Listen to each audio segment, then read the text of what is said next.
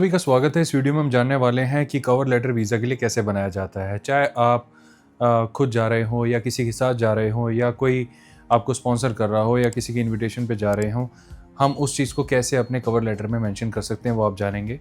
चाहे आप अकेले जा रहे हो, फैमिली के साथ जा रहे हो, आपके साथ और लोग जा रहे हो, तो उस केस में हमें क्या करना है और कौन सा ऐसा लेटेस्ट फॉर्मेट है जो हम इस समय यूज़ कर सकते हैं, वो सब हम इस वीडियो में जानेंगे, जिसका नाम है कवर लेटर फॉर्मेट 2025। ये जो फॉर्मेट होएगा ये आपको हर तरह की वीज़ा एप्लीकेशन में यूज़ में आएगा। चाहे आप इसके लिए बिज़नेस वीज़ा में जा रहे हो, स्पोर्ट्स में जा रहे हो, परफॉर्मेंस के लिए जा रहे हो, टूरिज़्म के लिए जा रहे हो, फैमिली विजिट के लिए जा रहे हो, किसी भी चीज़ के लिए जा रहे हो, यह फॉर्मेट आपके यूज़ में डेफिनेटली आएगा।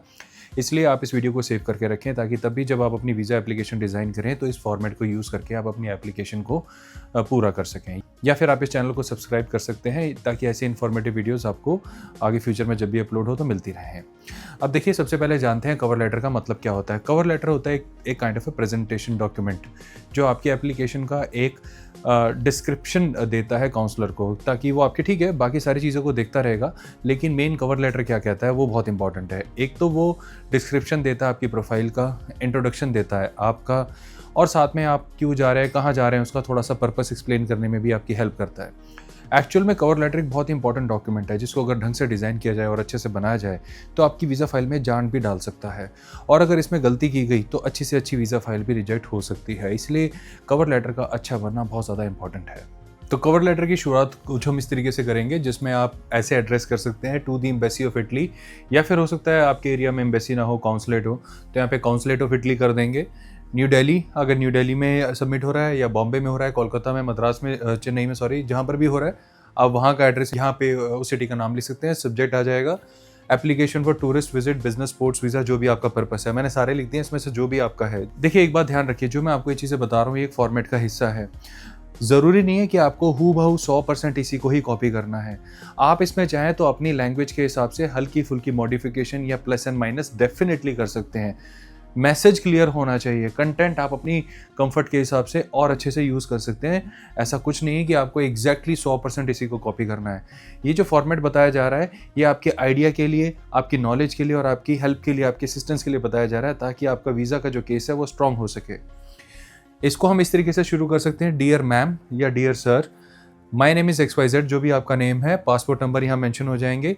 Would like to visit Italy, हमने यहाँ पे इटली ले लिया for example, from 1st to 10th of March 225 for the purpose of tourism, business, sports, family visit, जो भी आपका पर्पस है वो यहाँ पे मेंशन हो जाएगा। I am travelling with my wife, my children, my friends, my parents, जो भी यहाँ पर आ जाएगा।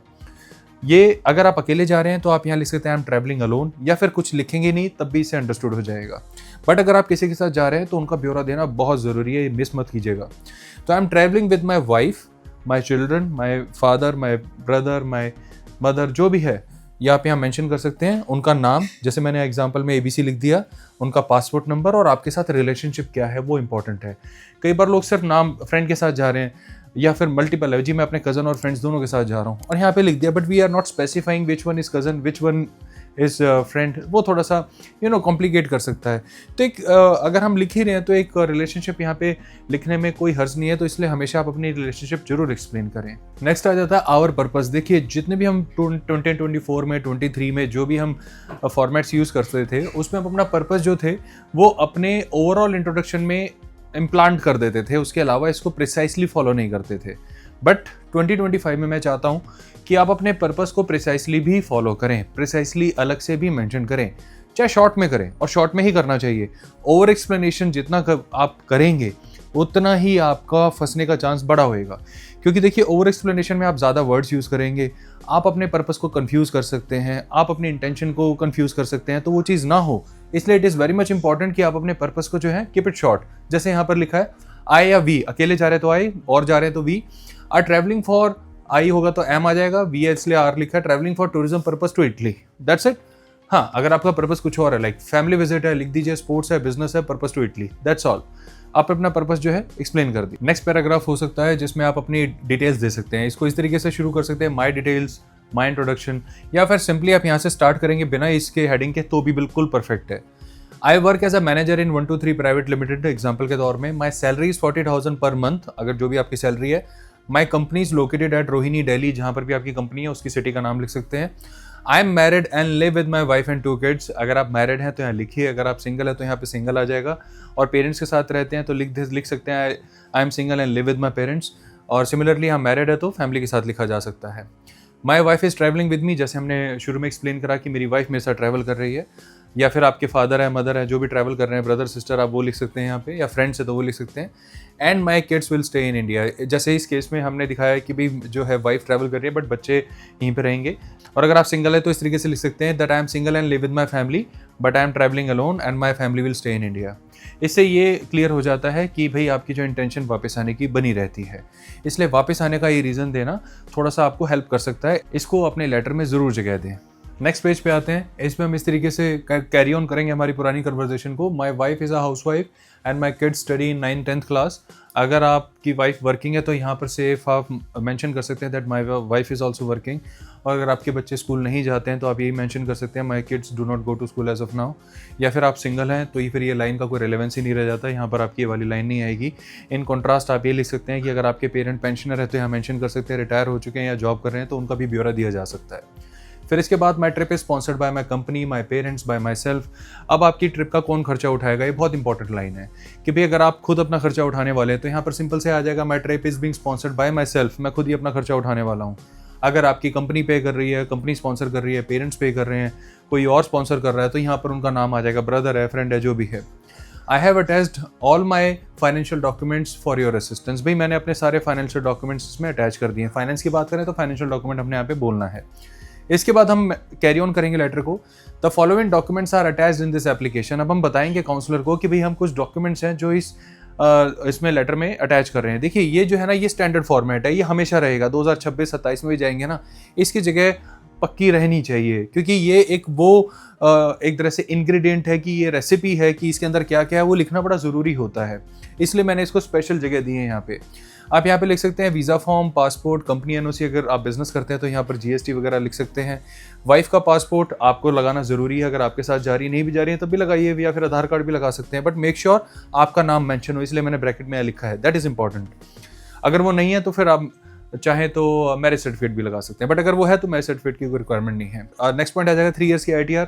आपकी जो भी ITR है वो 3 साल की यहाँ पे मेंशन करें। 6 मंथ का अकाउंट स्टेटमेंट, अपना जो भी अकाउंट स्टेटमेंट लगा रहे हैं उसमें स्टैम्प और साइन जरूर होनी चाहिए, ध्यान रखना इस चीज़ का।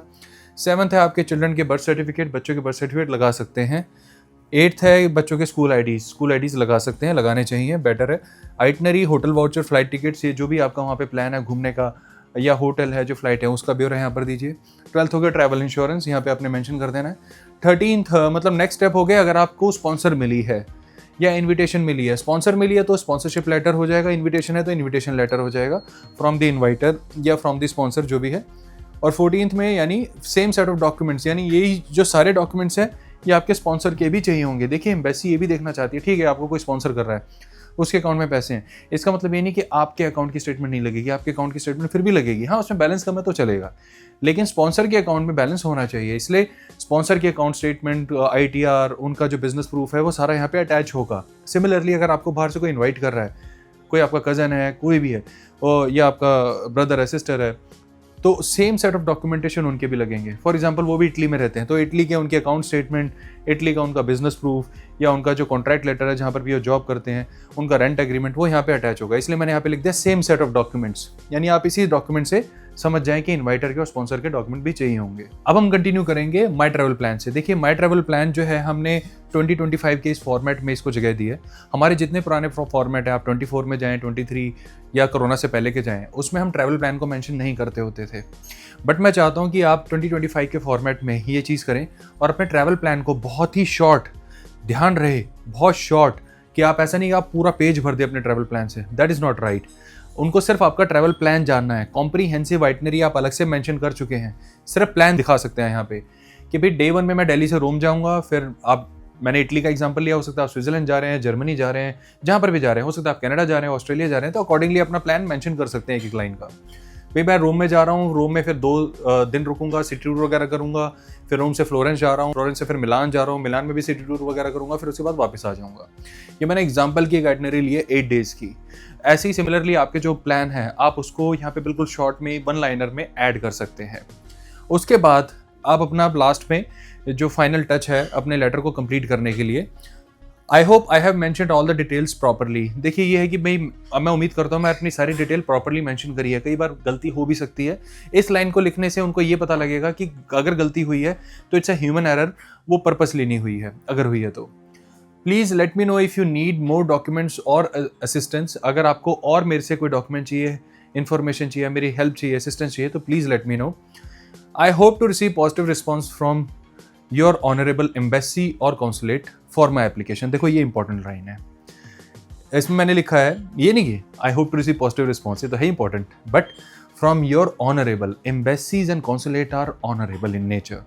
आपको हमेशा एम्बेसी या कॉन्सुलेट लिखना हो तो उससे पहले ऑनरेबल लिखना अच्छा है। हाँ, एड्रेस करते हुए नहीं, जो हमने शुरू में लिखा to honourable embassy of Italy, वो नहीं, वो ओवर हो जाता है, राइट। लास्ट में आप इसको रिस्पेक्ट दीजिए, कॉन्सुलेट को, ऑफिसर को, उनकी एम्बेसी को। आप ये लिख सकते हैं फ्रॉम योर ऑनरेबल एम्बेसी और कॉन्सुलेट फॉर माई एप्लीकेशन, ठीक है ना। ऑनरेबल लिखना पॉजिटिव इम्पैक्ट क्रिएट करता है। फिर लास्ट में थैंक यू, और यहाँ पे name, signature, signature is must. कुछ लोग साइन ही नहीं करते हैं, ऐसे बिना साइन के भेज देते हैं। सोचे इतना अच्छा कवर लेटर आप बनाएं और साइन ही ना करें। मेंशन करें साइन, साथ में डेट मेंशन करें। लास्ट में मैंने इसलिए डेट लिखी क्योंकि हमने स्टार्टिंग में नहीं लिखी थी। आप चाहे तो स्टार्टिंग में लिख सकते हैं, नहीं तो लास्ट में इसकी जगह होनी चाहिए। और प्लेस, कि कौन सा प्लेस है आपका, दिल्ली, मुंबई, कोलकाता, चंडीगढ़, लुधियाना, जो भी है आप यहाँ पे उसे मेंशन कर सकते हैं। तो एक ये स्टैंडर्ड फॉर्मेट है जो भी अभी मैंने आपको बताया। आप इसमें हल्की फुल्की ऑल्ट्रेशंस अपने हिसाब से कर सकते हैं। आप इसमें लैंग्वेज अपनी एब्सोल्युटली यूज़ कर सकते हैं। आइडिया कुछ यही है, मैसेज हमें ऐसे देना है, लेकिन मैसेज का कंटेंट आप अपने हिसाब से, अपनी चॉइस के हिसाब से, जिसमें आप कंफर्टेबल हो उसको यूज़ कर सकते हैं। And I am very much sure ये फॉर्मेट आपकी एप्लीकेशन का एक बहुत ही अच्छा इंट्रोडक्शन देने में, बहुत ही अच्छा इम्पैक्ट क्रिएट करने में आपकी बहुत हेल्प करेगा। और इसके बाद ज़रूर अपने एक्सपीरियंस से शो करें, और हम और भी शेयर करेंगे कि इनविटेशन लेटर कैसे बनाना है, स्पॉन्सरशिप कैसे बनाना है। 2025 के डिफरेंट फॉर्मेट्स आने वाले हैं जो हम आपको बड़ी जल्दी शेयर करने वाले हैं चैनल पे। तो आई होप ये वीडियो आपके लिए काफ़ी इंसाइटफुल रही होगी। बहुत जल्द फिर मिलेंगे, बाय बाय।